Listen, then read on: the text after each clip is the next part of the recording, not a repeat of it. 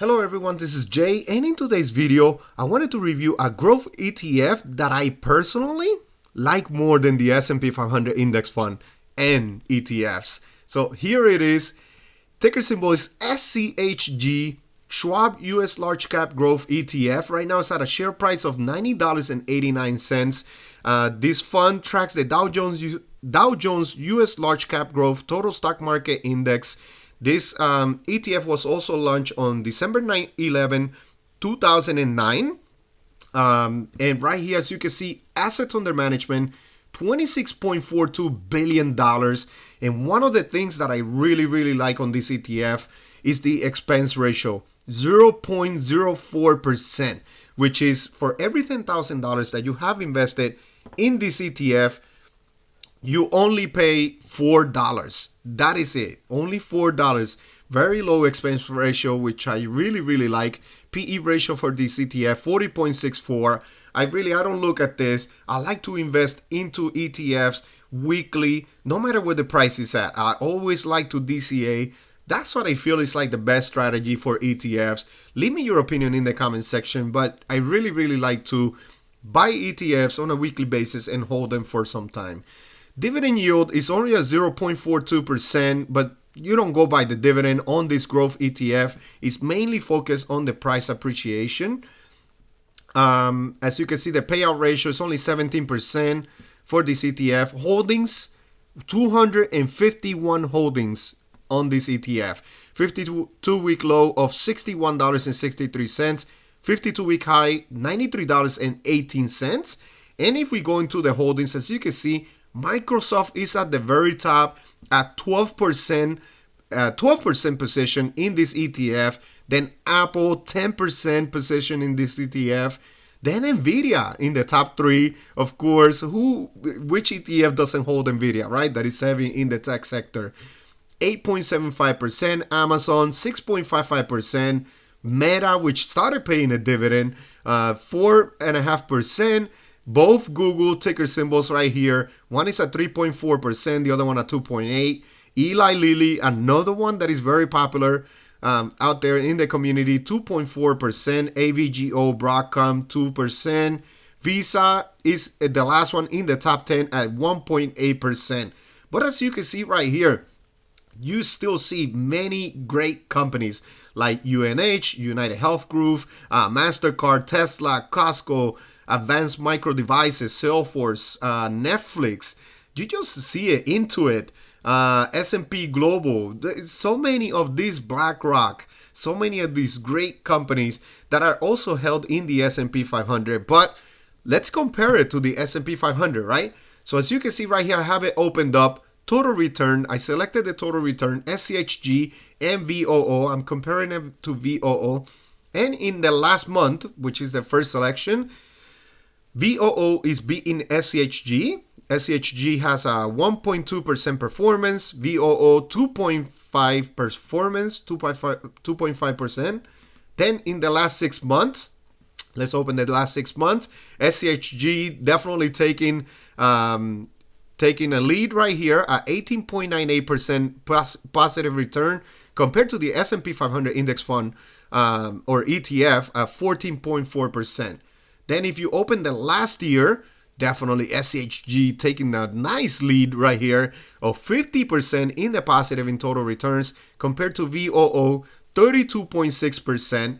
Then if you open up the 3-year, they're much closer, as you can see right here. VOO beat SCHG multiple times. Like for example, in 2022, in the summer of 2022, it looks like at the beginning of 2023, definitely was beating SCHG in positive returns. But then in the last year, pretty much since November, October, November, it started definitely pulling ahead SCHG. And you would have gotten, if you invested 3 years ago today, you will get right now a 42.81% total return compared to VOO 35.8% return. Then in the last 5 years, as you can see, definitely took a nice lead right here. SCHG at a 139% total return in the last 5 years compared to VOO 97.7%. But let's open up the last 10 years, right? And as you can see, SCHG definitely very, very nice lead. 3.31% if you invested 10 years ago, 331% total return compared to VOO 233%. And then if we make it a default, which is from inception of SCHG, as you can see right here, this is one of the reasons why it's one of my favorites. 706% since inception in total returns for SCHG compared to 499% in VOO. You get more volatility, but definitely very, very nice returns from SCHG. Leave me your opinion in the comment section. Which one of the two would you choose? Do you like SCHG over VOO? Definitely one that I really, really like. As you can see, I'm showing the numbers right here. If you compare the top 25 holdings between SCHG and VOO, Microsoft is at the very top, but they just have different percentages in weight. Apple is also at the top. As you can see, very similar to VOO, SCHG, right? In the top 5, it is pretty much the same. Microsoft, Apple, Nvidia, Amazon, Meta.